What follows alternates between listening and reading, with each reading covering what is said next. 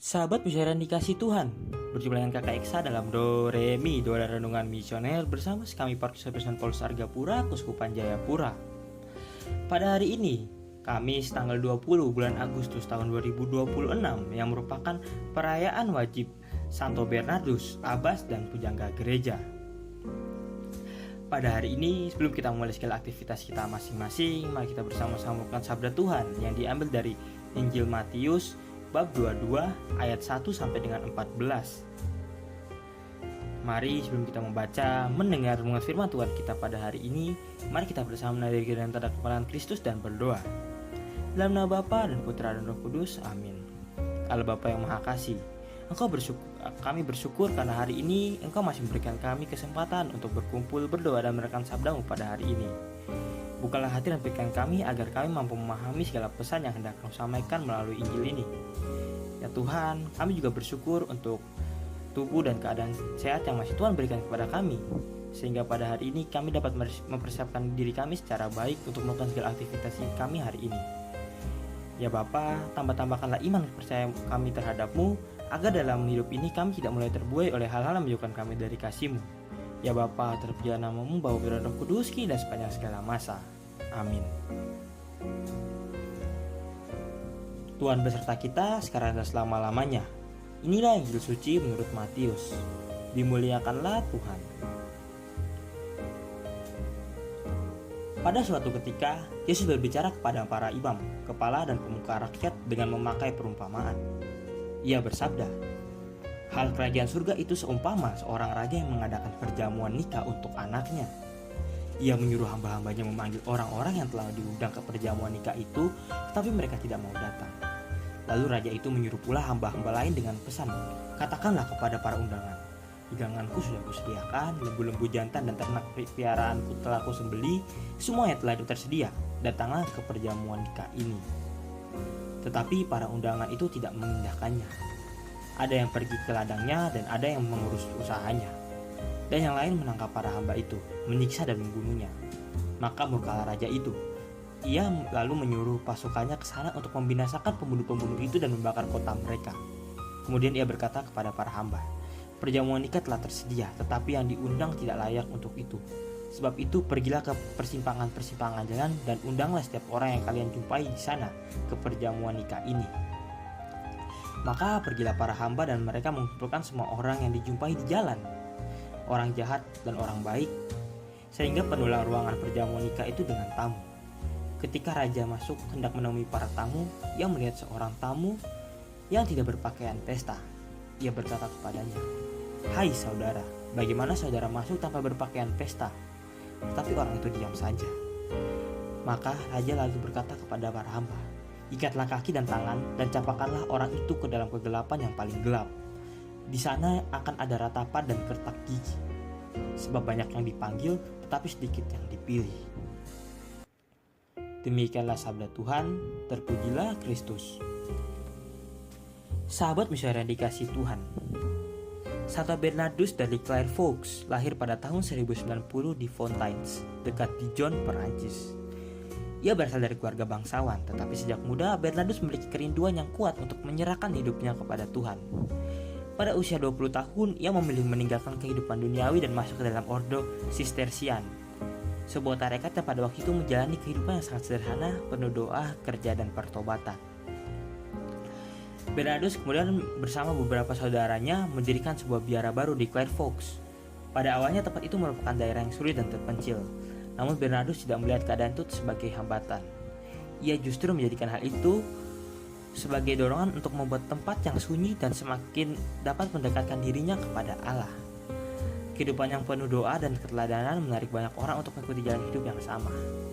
Sebagai abbas atau abbot Clairvaux, Bernardus tidak hanya memimpin para biarawan, tetapi juga menjadi seorang pembimbing yang rohani dan sangat berpengaruh. Ia dikenal karena kemampuannya menjelaskan iman dengan bahasa yang mendalam tetapi menyentuh hati.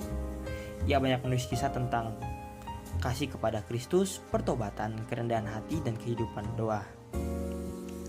Bernardus juga pernah terlibat dalam berbagai persoalan besar gereja pada zaman itu. Ia melakukan perjalanan dan berkorban untuk memperkuat iman umat serta mendorong persatuan gereja. Meskipun memiliki pengaruh besar, Bernardus tetap menekankan bahwa segala sesuatu harus kembali kepada Kristus. Baginya, pengetahuan dan kedudukan tidak ada artinya jika tidak dapat membawa seseorang semakin menyintai Tuhan. Ia wafat pada tahun 20 Agustus 1153. Karena kedalaman iman, ajaran, dan pengaruh dalam kehidupan gereja, ia kemudian dinyatakan sebagai penjaga gereja pada tahun 1830 oleh Paus Pius ke-8. Ia juga dikenal dengan gelar Dr. Mellifluous yang berarti kurang lebih pujangga yang manis seperti madu, karena tulisan dan khotbahnya terkenal indah serta penuh kasih kepada Kristus.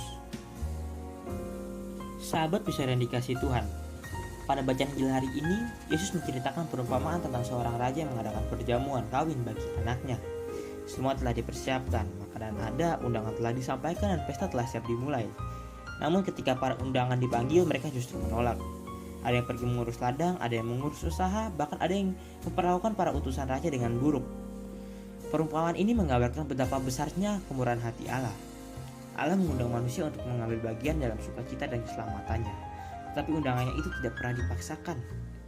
Manusia tetap memiliki kebebasan untuk menerima ataupun menolak.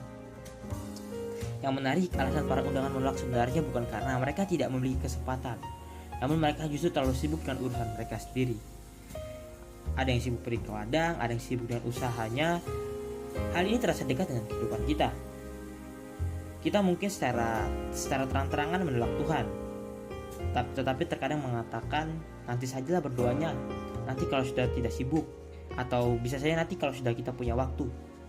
Tanpa disadari, Tuhan seringkali bukan kita tolak, tetapi kita tempatkan pada urutan terakhir. Nah, pada bagian inilah kisah Santo Bernardus menjadi sangat menarik. Ia sebenarnya memiliki kesempatan untuk menikmati kehidupannya sebagai seorang bangsawan. Ia mengejar kenyamanan, kedudukan, ataupun kehidupan duniawinya. Dia bisa mengejar semuanya. Namun Santo Bernardus sendiri memilih untuk menjawab undangan Tuhan. Ia meninggalkan kehidupannya yang nyaman dan masuk ke dalam kehidupan yang penuh doa, kesederhanaan, dan pelayanan itu sendiri. Keputusan Santo Bernardus menunjukkan bahwa menerima undangan Tuhan bukan hanya mengatakan iya dengan mulut, tapi juga mengubah arah hidup dan sikap kita. Ia tidak sekedar percaya kepada Tuhan dalam pikirannya, tapi menjadikan Tuhan sebagai pusat kehidupannya. Bahkan ketika ia menghadapi kesulitan dalam membangun komunitas Declare Folks, ia tetap hidup karena percaya bahwa panggilan Tuhan lebih berharga daripada kenyamanan pribadi. Namun ada satu bagian dari perumpamaan yang tidak kalah penting. Ketika raja melihat seorang tamu yang tidak mengenakan pakaian pesta, ia menegurnya. Bagian ini mengatakan bahwa menerima undangan Tuhan juga menuntut perubahan hidup. Jika tidak cukup hanya datang kepada Tuhan, tetapi harus membiarkan perjumpaan dengannya mengubah hati dan tindakan kita. Sahabat besar yang dikasihi Tuhan, Santo Bernardus memberi teladan dalam hal ini. Kedekatannya dengan Tuhan tidak berhenti dalam doa. Doa-doanya melahirkan kehidupan yang penuh pertobatan, kesederhanaan, hingga pelayanan kepada gereja. Ia menunjukkan bahwa orang yang sungguh menerima undangan Tuhan akan berusaha mengenakan pakaian pesta, yang dalam artian kehidupan kita saat ini adalah sesuai dengan kehendak Tuhan. Kadang-kadang kita ingin mendapatkan semua yang Tuhan tawarkan, damai, sukacita, keselamatan, atau bahkan kasih-Nya sendiri. Tapi kita tidak siap untuk meninggalkan kebiasaan yang menjauhkan diri kita darinya. Kita ingin datang ke perjamuan, tetapi masih mempertahankan ego, kesombongan, kebencian, ataupun keterikatan kita terhadap hal-hal duniawi. Injil hari ini hendak mengingatkan kita bahwa undangan Tuhan adalah undangan untuk berubah. Santo Bernardus menunjukkan bahwa perubahan itu tidak selalu dimulai dari sesuatu yang besar. Ia memulai dengan satu keputusan sederhana, yaitu dengan memilih Tuhan. Lalu dari keputusan-keputusan inilah lahirlah sebuah alur perjalanan hidup sebagai seorang biarawan, abbas, pemimpin rohani, hingga akhirnya ia mendapatkan gelar pujangga gereja. Maka mari kita bertanya pada diri kita masing-masing. Apakah saya sungguh menerima undangan Tuhan dalam hidup saya? Atau selama ini saya terlalu sibuk dengan urusan sendiri sampai tidak menyadari bahwa Tuhan sedang memanggil saya? Jawabannya ada pada diri kita masing-masing. Mari kita senantiasa mengenal Allah dalam setiap langkah hidup kita. Dengan segala kebenaran kita, saya kita berikan kasih dan kebahagiaan kepada semua orang. Amin. Sahabat besar yang dikasihi Tuhan, mari kita menutup segala pertemuan kita hari ini dan bersama-sama berdoa dengan doa anak misioner Indonesia. Doa anak misioner Indonesia dalam nama Bapa dan Putra dan Roh Kudus. Amin.